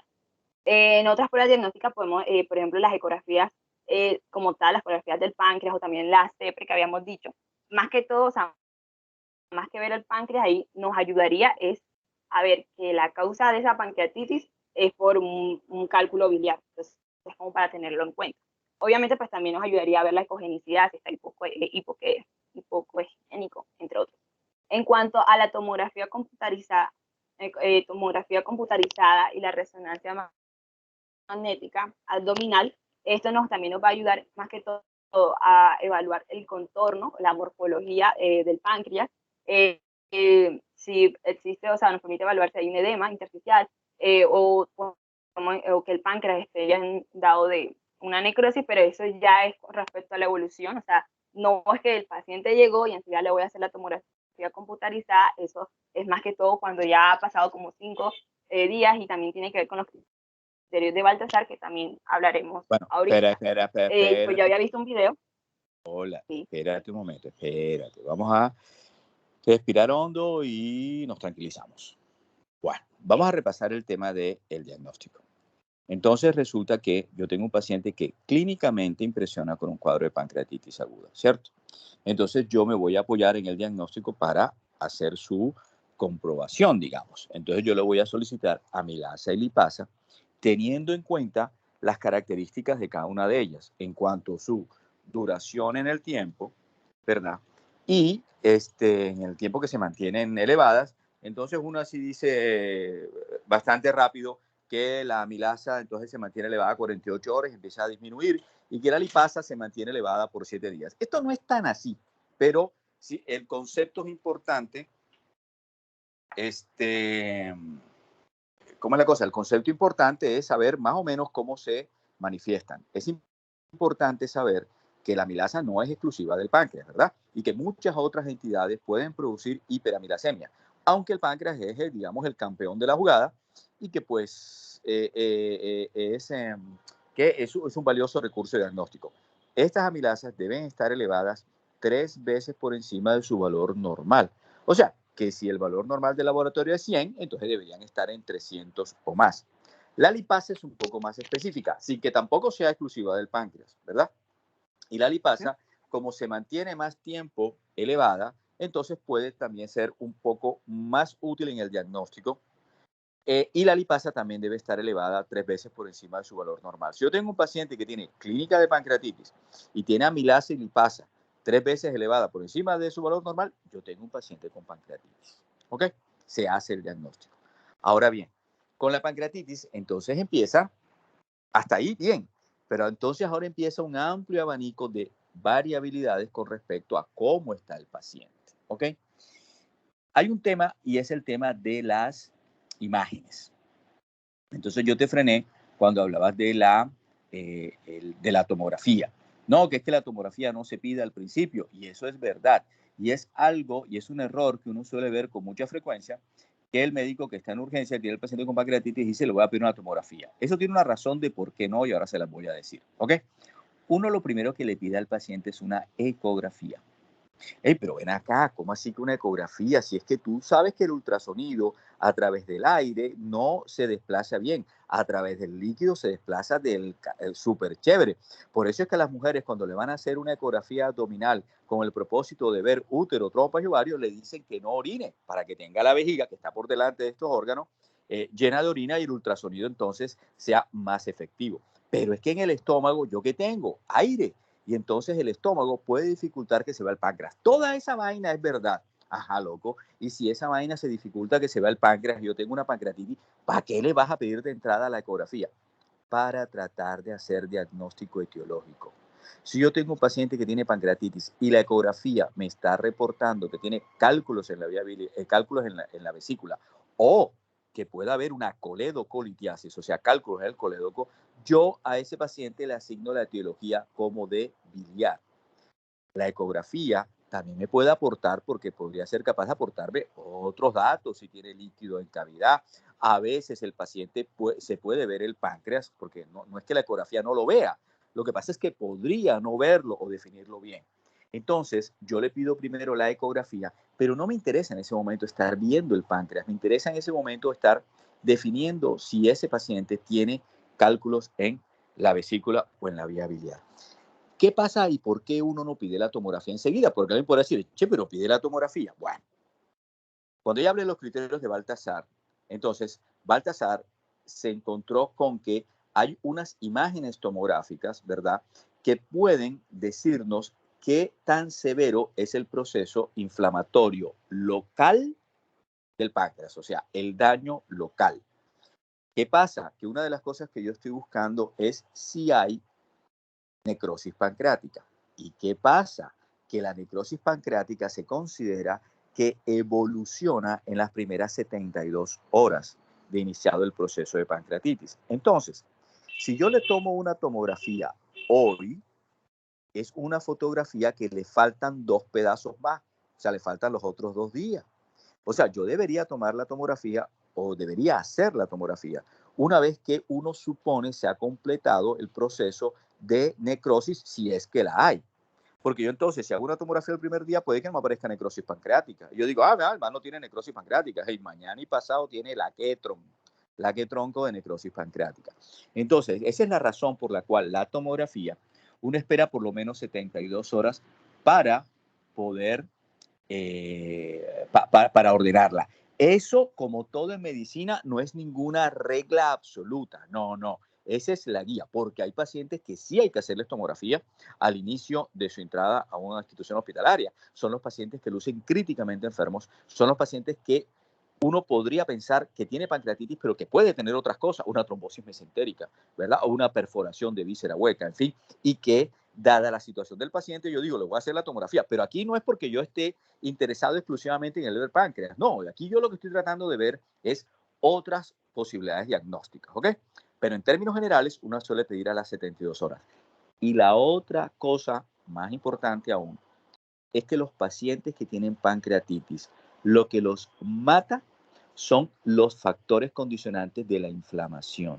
En la primera semana, ese paciente se muere de fallo, se muere de fallo orgánico o multiorgánico. Y eso está dado más que todo por la repercusión sistémica de los factores mediadores de inflamación. Entonces, en la primera semana, salvo que yo tenga un paciente con una necrohemorrágica y esté sangrando, no sé, ya me entiendes, a mí la tomografía en ese momento no es un factor determinante, ¿ok? No es lo que yo en ese momento necesito saber del paciente para poderlo sacar adelante, porque ese paciente se va a morir de falla orgánica o multiorgánica. Ajá, y la tomografía, entonces, ¿para qué? Bueno, después de la primera semana, o sea, la segunda semana en adelante, los condicionantes locales, o sea, el daño a nivel del páncreas que produjo la moridera de ese poco de células, ya me va a producir unos factores que me pueden llevar al paciente a que se me agrave y se me muera.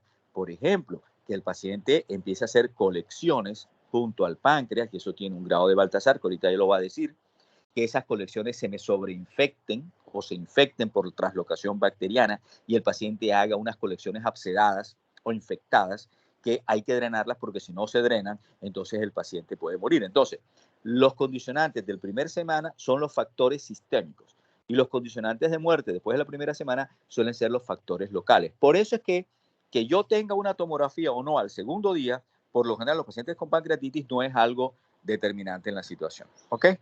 Eso es muy importante entenderlo así porque hace parte del día a día de todos los médicos, ¿ok? De los médicos que están en la urgencia, de los médicos que están en hospitalización, en fin, ¿ok? Bueno, perdonen la cháchara, sigue. Ok. Bueno, siguiendo entonces con los criterios de Baltasar que estaba comentando el doctor, No, pero vamos a encontrar... espera, soy un tipo molesto. Echa para atrás de diapositiva. Ok, Échalas para atrás. dale, Échalas para... ya. Eso que tienes ahí que, bueno, la ecografía, tiqui, tiqui, tiqui, y la tomografía, tiqui, tiqui, tiqui. Ok. Oye, esa radiografía de abdomen de tórax que está mostrando. Que también el paciente puede presentar derrame pleural o atelectasia asociada. Bueno, y ese derrame pleural, que ustedes lo ven ahí señalados por la flecha, y sabemos que es un derrame pleural porque tiene una línea que se llama línea de Damoiseau, que es esa concavidad que se ve ahí, ¿ok? La diferencia entre, o sea, la unión entre lo blanco y lo negro, hay una línea como circular, esa es la línea de Damoiseau y es un derrame pleural. Pero yo te lo pregunto porque es que el derrame pleural está donde debería estar, del lado izquierdo. Los derrames pleurales asociados a pancreatitis suelen ser del verbo, no siempre es así, del lado izquierdo. ¿Ok? Y arriba entonces tienes la famosa asa centinela. Esa asa centinela, eso que ustedes ven ahí en la primera, es el colon transverso. Y el colon transverso, ¿por qué se dilata? Por la inflamación que está en vecindad con él. Entonces, como hay detrás de él, está el páncreas inflamado, entonces el colon se queda quietecito, no se mueve como debería moverse y entonces se dilata. Entonces puede haber un asa centinela. También las hay de intestino delgado, o las fotos que he visto por ejemplo son las de intestino delgado, pero eso que ustedes ven ahí es claramente el colon transverso. Bueno, dale. Sigo en la otra. Okay. Bueno, con respecto a los criterios de Baltasar, vamos a encontrar, de acuerdo al grado de que, o sea, va a haber dos cosas que tenemos que tener en cuenta. Primero, frente a una tomografía computarizada sin medios de contraste, cómo se va a encontrar la morfología de nuestro páncreas. Y por el otro lado, tenemos... Frénate. ¿Sí? Frénate, ya me va a matar. La tomografía de abdomen que se manda en un paciente que yo quiero ver el páncreas tiene que ser con contraste endovenoso.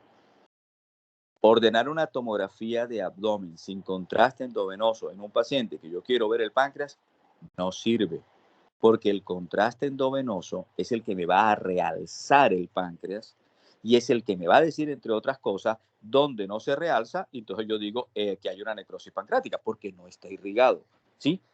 No llega al medio de contraste, ¿ok? Entonces, la tomografía de abdomen que se manda en un paciente que tiene una pancreatitis es tomografía de abdomen con contraste endovenoso, ¿ok? Doctor, pero, o sea, tengo una pregunta. Yo había leído que en cuanto a la morfología nos interesaba sin contraste y en cuanto a el área de extensión de necrosis es la que sí tiene contraste, o en ambos casos es con contraste. No.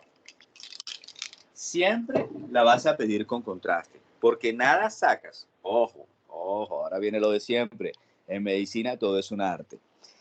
En principio tú la vas a pedir con contraste, porque no tiene sentido que hagas una tomografía simple donde tú no vas a ver el páncreas y una de las cosas del objeto de la tomografía es ver el páncreas. Baltasar por eso tiene su clasificación de A, B, C, D y E, y también está el tema de la necrosis, ¿verdad? Y el Sí. score que le da en la probabilidad de mortalidad a la necrosis. Entonces, no tiene sentido que tú hagas una tomografía donde no vas a ver el páncreas. Tienes que hacerla con contraste endovenoso. Ahora bien, hay pacientes que no se les puede administrar contraste endovenoso y son aquellos pacientes que tienen falla renal, porque el contraste se elimina ¿por dónde? Adivina por el riñón, ¿ok? Entonces, un paciente que tiene cifras de creatinina por encima de lo normal, no se le puede administrar contraste endovenoso en principio. Tiene que venir el internista y hacer una N que se llama nefroprotección con un medicamento que se llama N-acetilcisteína, el mucosolvón. Esa nefroprotección podría hacer que el paciente le pudiéramos administrar contraste endovenoso, pero hay pacientes a los cuales no se les puede administrar, ¿ok? Ya si no se le puede administrar, mala leche, hasta acá nos trajo el río, ¿qué vamos a hacer? Nos toca conformarnos con lo que hay, ¿ok? Bueno, entonces con respecto al grado y las características nos va a generar una asignación de unos puntos. Entonces, por ejemplo, en el grado A vamos a encontrar un páncreas normal y pues un score de 0, obviamente. En cuanto al grado B, vamos a encontrar un aumento en cuanto al tamaño focal o difuso pues, de este mismo páncreas con una asignación de un punto. En cuanto al grado C, es un páncreas ya anormal con una inflamación intrapancreática con una asignación de 2 puntos. En cuanto al grado D, como tenemos acá en la imagen, aquí más que todo encontraríamos una colección que puede ser intra o extrahepática con 3 puntos, y en grado E encontraríamos 2 o más colecciones y o gas retroperitoneal. Es muy importante tener en cuenta eso del gas retroperitoneal porque también nos podría estar indicando que el paciente ya esté presentando una infección. Entonces, teniendo ya estos puntos, pues digamos que debemos tenerlos aquí. ¿Por qué? Porque posteriormente que nosotros hagamos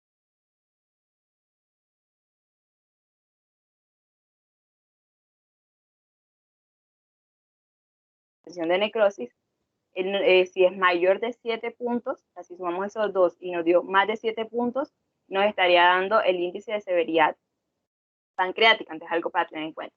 Entonces, siguiendo con el área de extensión, también, además de generarnos esos puntos, también nos da como una predicción de cuánto es esa extensión de necrosis en porcentaje. Entonces, por ejemplo, en 0, pues 0 puntos. Si el score, si es una necrosis menor del 30%, pues 2 puntos. Si una necrosis del 30 al 50%, 4 puntos. Y si es mayor del 50%, 6 puntos. Entonces, ante estos dos, es muy importante el calcular ese índice de severidad pancreática.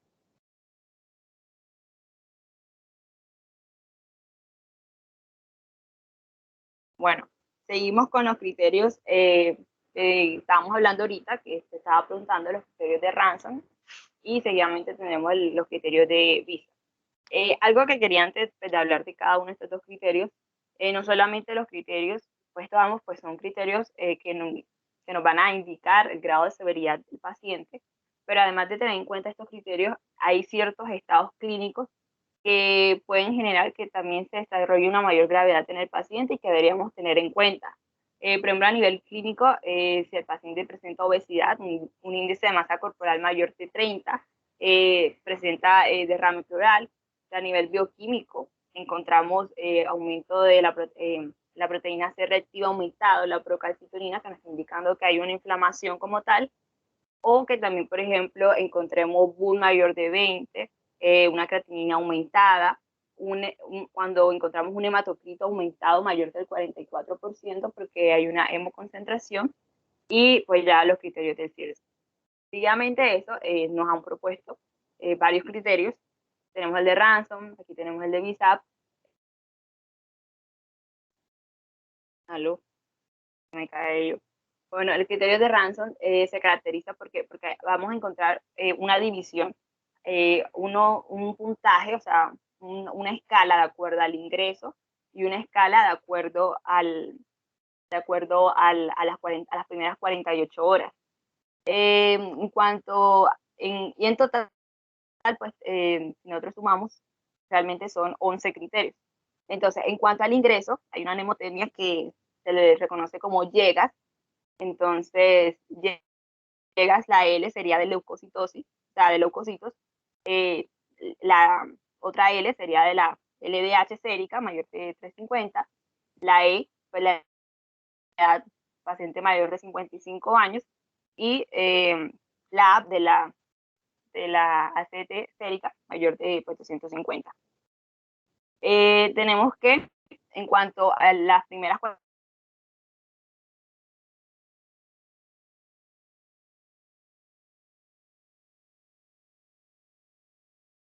la C sería pues de calcio sérico, menor de 8 miligramos, o sea, porque hay una hipocalcemia. Te fuiste como por 10 segundos. Ajá, Te estaba fuiste como hablando sola. segundos. Ay, Sí, no. sí. Hiciste un bache. ¿Y hasta dónde me escuchó? Hasta donde dijiste hola, ay no. O sea, que no me escuchó nada de los criterios clínicos, ni los criterios que ya estaba hablando de los de Ransom, ni nada de eso. No, sí, tampoco estaban y Eva. Estabas en los de Ransom. Llegas era la mnemotemia para al ingreso y Chalao es la mnemotemia para las primeras 48 horas. En Ahí mi sí me vida escuchó. había escuchado esa vaina. En mi Yo vida. tampoco, pero yo la encontré y me pareció curioso porque pues, así no se olvida. ¿Cómo es chalao? Por poco se va para Chalao, Cali y le dan un cholao. algo así. Bueno, los criterios de Ransom son 11. 5 en las primeras 24 horas y 6 en las 48 horas, ¿ok? Fíjate que en los criterios en ninguno aparece, hablo de Ransom, hablo de Apache, en ninguno aparece el valor de la amilasa. O sea, un paciente que tiene amilasemia de 5000 no está peor que un paciente que tenga amilasemia de 800. ¿Ok? Eso es importante tenerlo en cuenta. Porque dentro de esa lógica, medio atrevida de uno, entonces dice, hey, marica, tiene 2000 de amilasa. Y sí, tiene un montón. Discutible, ese man tiene una pancreatitis. Pero no quiere decir que ese man esté peor de lo que podría estar un man que tiene 800. Un man o una mana. ¿Okay? A mí me cuesta mucho el lenguaje inclusivo, de verdad. O sea, no me habitúo a él y en fin, bueno. Entonces, cuando yo digo un man, quiero decir el género humano. En todo caso, el paciente que tiene 2000 de amilasa no está peor que el que tiene 800, ¿ok? Porque había leído que era porque más que todo es un criterio diagnóstico, más no es un predictor de gravedad ni de severidad. Entonces, No, por eso te estoy diciendo, no. La amilasemia es un criterio diagnóstico, diagnóstico. pero eso no te predice ningún tipo de severidad. Vuelvo y digo, el que tiene 2000 no está peor que el que tiene 800, porque el man que tiene 800 perfectamente te puede hacer una repercusión sistémica de su enfermedad violenta, que lo lleve a fallo de 3 órganos, respiratorio, renal y cardiovascular. Y el de 2000 está lo más pancho mirando por el techo. ¿Ok? Entonces, si tenemos un ransom mayor de 3 puntos, ya nos estaría indicando un 15 a un 20% de mortalidad. O sea, ya un paciente que tenga más de 3 puntos para arriba, ya nos está indicando que el paciente pues, ya se estaba complicando, ya va para gravedad. En cuanto a los criterios... Ven acá, espera, frenate ahí. Sí. ¿Cómo así que de 3 puntos? mayor de 3 puntos. Sí, Mayor sí. de 3 puntos. ¿Mayor de qué? No te escuché. Mayor de 3 puntos. Pero, O sea, de 0 a 2 puntos nos indica, o sea, menos de 1%. O sea, pero no, espérate. Pero cálmate, oye, frénate. ¿Cómo es eso de puntos? ¿Cuál es la puntuación de Ransom? o sea, no es puntos, sino de cada uno, o sea, tener los positivos. Ah, sí, pero entonces no lo puedes decir como puntos, porque no es Perdón. punto. Es el que tiene Que 3 cumple el criterio. criterios. Ok. ¿Y adivina qué? Ransom no le gustaba lo moderado. ¿Es leve o grave? Violento el man. En todo caso, sí. 3 criterios positivos, no puntos, criterios, ¿ok? Criterios positivos. Bueno, Dale. seguidamente tenemos los criterios de VISAP. Como vemos, básicamente es como una sigla en inglés. Entonces, en la B nos significa el boom, el nitrógeno ureico. La I nos indica la alteración de la conciencia. La S nos indica pues la presencia de los criterios de CIR, que pues ya nos habían hablado anteriormente en las otras clases. La A de la edad, mayor de 60 años. Y la P, la presencia de un derrame pleural evidenciado entonces en las radiografías de tórax. Ok, Aquí... frénate ahí, frénate. Escucha, ¿cuál es el problema de los criterios de Ransom? Los criterios de Ransom, el problema que tiene es, uno, que tengo que esperar 48 horas para hacer los 11. ¿Okay? Dos, que los criterios de Ransom, la sensibilidad que tienen no es la que uno desearía. A ver, y me explico. Yo puedo tener un paciente que tiene 3 criterios de Ransom, es decir, que tiene una pancreatitis aguda biliar grave por Ransom, o sea, por los criterios de Ransom. Y uno ve que el paciente no está ni grave, no está, y uno dice, o sea, lo que te quiero decir es que los criterios de Ransom tienen unas consistencias o limitaciones, ¿oíste? ¿Eso qué motivó? La necesidad de buscar otros scores, ¿verdad?